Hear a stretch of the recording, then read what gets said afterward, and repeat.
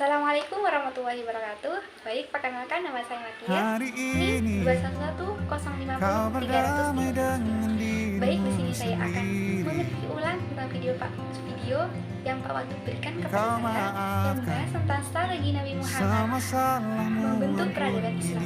Pembentukan peradaban Islam pada periode Nabi Muhammad itu ada dua fase. Fase Mekah, yang kedua adalah fase di Madinah. Pada fase kita akan membahas pada fase Mekah dulu. Pada fase Mekah ini ada empat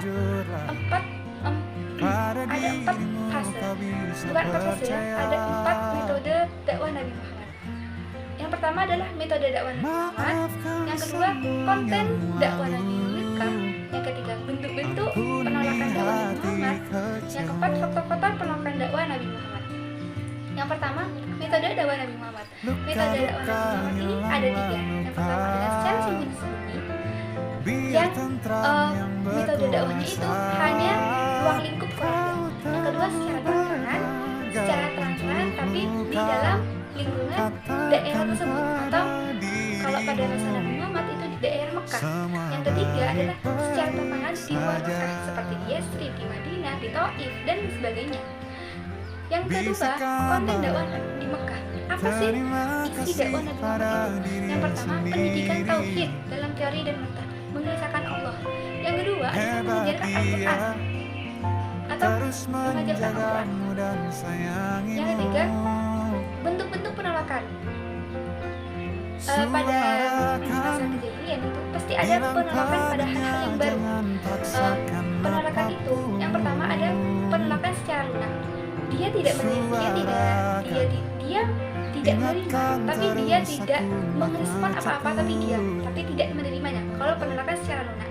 Yang kedua adalah penolakan semi lunak. Penolakan semi lunak ini penolakan yang dimana dia menghina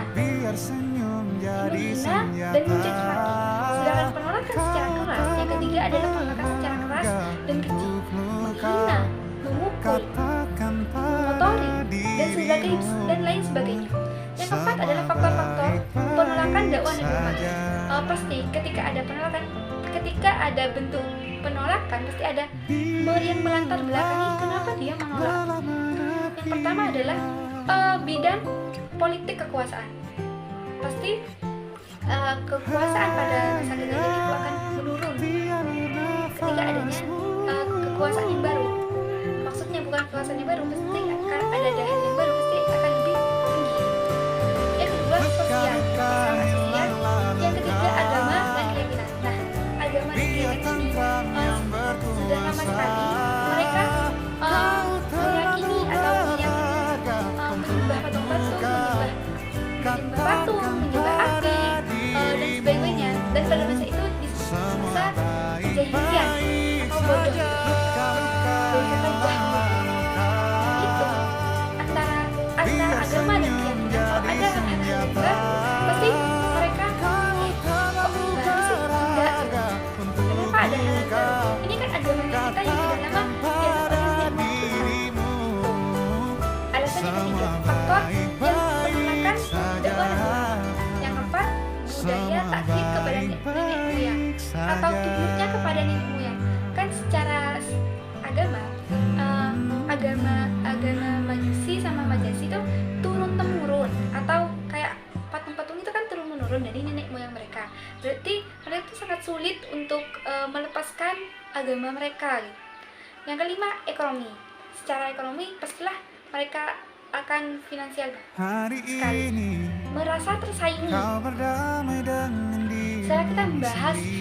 Setelah kita membahas fase-fase di Mekah, selanjutnya fase-fase Nabi di Madinah. Yang pertama, Nabi mendirikan masjid, yaitu Masjid Qubah.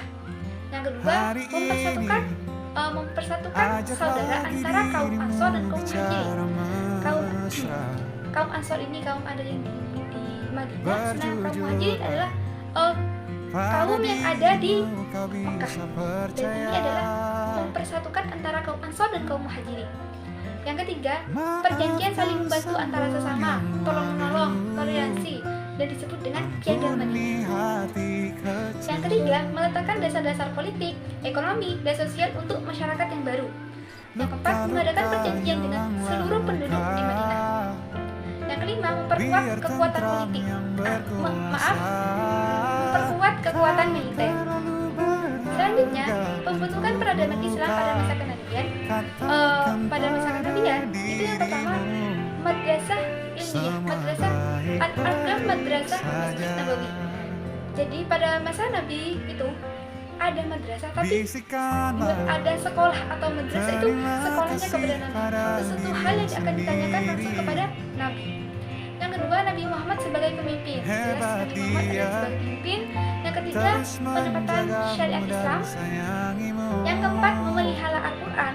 Memelihara Al-Quran. Yang awalnya Al-Quran dihafal, ditulis, diterpah kurma, dibatu, ditulang. Dan yang ketiga, dikumpulkan. Dikumpulkan, tulang-tulang kurma itu dikumpulkan. Sudah itu, yang keempat adalah dibukukan, disusun. Yang pertama itu yang keempat ini disusun, yang kelima itu dibukukan. Yang selanjutnya, 5.